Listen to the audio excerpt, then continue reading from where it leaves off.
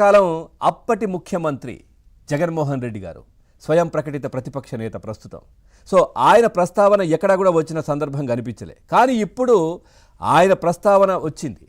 So వాసుదేవరెడ్డిని ఈ railway సర్వీసుల నుంచి దీంట్లోకి లిక్కర్ దాంట్లోకి తీసుకోవడం, బ్యావరేజెస్ తీసుకోవడం, దానికి ప్రధాన కారణం ఆయన ప్రోద్బలంతోనే, ఆయన అనుమతితోనే ఇదంతా జరిగింది అనే అంశం కూడా బయటకు వస్తున్నటువంటి సందర్భం ప్రస్తుతం కనిపిస్తూ ఉంది. ఈ నేపథ్యంలో ఖచ్చితంగా నిన్న వాసుదేవరెడ్డిని కూడా పోలీసులు అరెస్ట్ చేశారు. సో ఇప్పుడు రిమాండ్ కూడా కోరే అవకాశాలు ఉన్నాయి. గతంలో ఈయనను ప్రశ్నించినప్పుడు, ఈయనతో మాట్లాడినప్పుడు, ఈయన ఇంట్లో సోదాలు చేసినప్పుడు పాస్వర్డ్ కావచ్చు, కంప్యూటర్కి సంబంధించి లేదంటే కీలకమైన విషయాలు కావచ్చు, ఎక్కడా కూడా చెప్పిన సందర్భం కనిపించలే. ఆ తర్వాత ఈయన నేను అప్రూవర్గా మారుతాను అని చెప్పేసి కోర్టుకు వెళ్ళడం, ఆ తర్వాత అది అన్నీ కుదరవు, ముందుగా అప్రూవర్ కాదు, లేదా మీరు ఖచ్చితంగా దీంట్లో అరెస్టో లేదంటే దీనికి సంబంధించి ఏదైనా జరిగి ఆ తర్వాత అప్పుడు మీరు బెయిల్కి సంబంధించి ఏదైనా వేసుకొని ఇవన్నీ అయితే అప్పుడు అప్రూవర్ గురించి ఆలోచన చేయాలన్నట్టుగా కోర్టు కూడా మాట్లాడినటువంటి పరిస్థితి.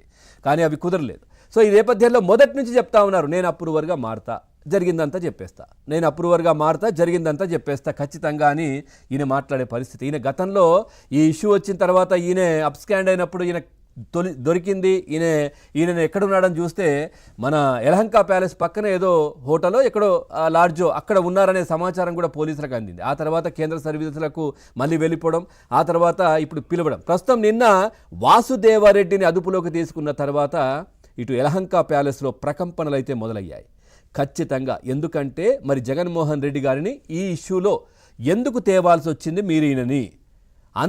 ఇంతటి ఘనులు ఎవరు లేరా, మరి ఎందుకు తెచ్చారు అనే అంశాన్ని కూడా ప్రశ్నించే అవకాశాలు అయితే కనిపిస్తూ ఉన్నాయి. ఆ తర్వాత అంతిమంగా డబ్బు మూటలు చేరవేసే వరకు ఈయన పాత్ర ఉన్నట్టుగా కూడా తెలుస్తూ ఉంది.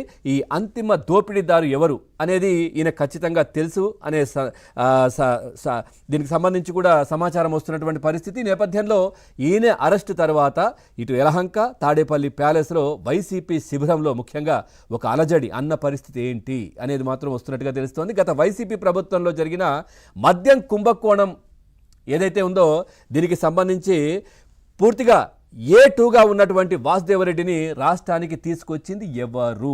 మొదటి ప్రశ్న. ఎక్కడో రైల్వే ట్రాఫిక్ సర్వీసులో పనిచేస్తున్న ఆయన్ను ఏపీకి డిప్యుటేషన్పై తీసుకురావాలని సిఫార్సు చేసింది ఎవరు? వాసుదేవరెడ్డిని రాష్ట్ర సర్వీసుకు తీసుకొచ్చాక ఏరికోరి ఏపీ బ్యావరేజెస్ కార్పొరేషన్ ఎండీగా నియమించాలని చెప్పింది ఎవరు?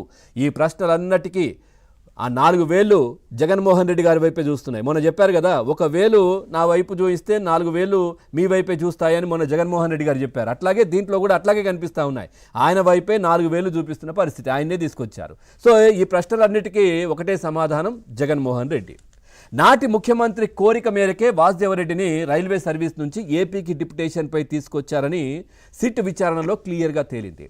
ముఖ్యమంత్రి అభిష్టం మేరకే బ్యావరేజెస్ కార్పొరేషన్ ఎండీగా, ఆ తర్వాత డిస్టిలరీస్ కమిషనర్గా నియమించారని, ఇందుకు ఆయన ప్రిన్సిపల్ అడ్వైజర్ రాసిన లేఖలే ఆధారమని సిట్ తేల్చింది. ఆ అడ్వైజర్ ఎవరు? అజయ్ కల్లాం గారు. సో ఆ ముఖ్యమంత్రి ఎవరు? జగన్మోహన్ రెడ్డి గారు. సో ఈ నేపథ్యంలో వాళ్ళిద్దరిని కూడా పిలిచి మాట్లాడే అవకాశాలు ఉన్నాయి. లిక్కర్ స్కామ్లో A2గా ఉన్నటువంటి వాసుదేవరెడ్డిని సిట్ అరెస్ట్ చేసినటువంటి విషయం తెలిసిందే.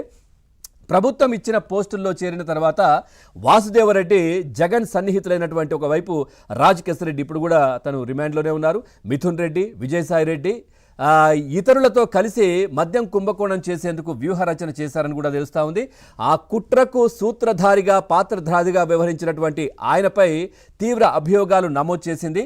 వాసుదేవరెడ్డిని సిట్ అరెస్ట్ చేసిన సందర్భంగా కోర్టుకు రిమాండ్ రిపోర్టును కూడా సమర్పించింది. అందులో పలు కీలక అంశాలను కూడా ప్రస్తావించింది. ఆ కీలక అంశాలు కూడా తెలియాల్సి ఉంది, తెలుస్తాయి. సో అందులో చాలా కీలకమైన అంశాలు, ఎందుకంటే ఇప్పుడు ఆయనను రిమాండ్లోకి తీసుకొని ఖచ్చితంగా దీనికి సంబంధించి మరి ఎవరెవరు ఉన్నారు, ఆయన దగ్గర ఎట్లాంటి డేటా ఉంది, ఆయన ఆల్రెడీ అప్రూవర్గా మారుతారని చెప్పారు కాబట్టి ఇంకా ఎలాంటి కీలకమైనటువంటి విషయాలు చెప్పబోతున్నారు, ఇదంతా కూడా ఈ విషయాలు తెలిసిన తర్వాత, ఇట్లాంటి జరుగుతుందని తెలిసిన తర్వాత తాడేపల్లి, యలహంక, వైసీపీ శిబిరం దీంట్లో మాత్రం ఖచ్చితంగా ప్రకంపనలు అయితే మొదలయ్యాయి.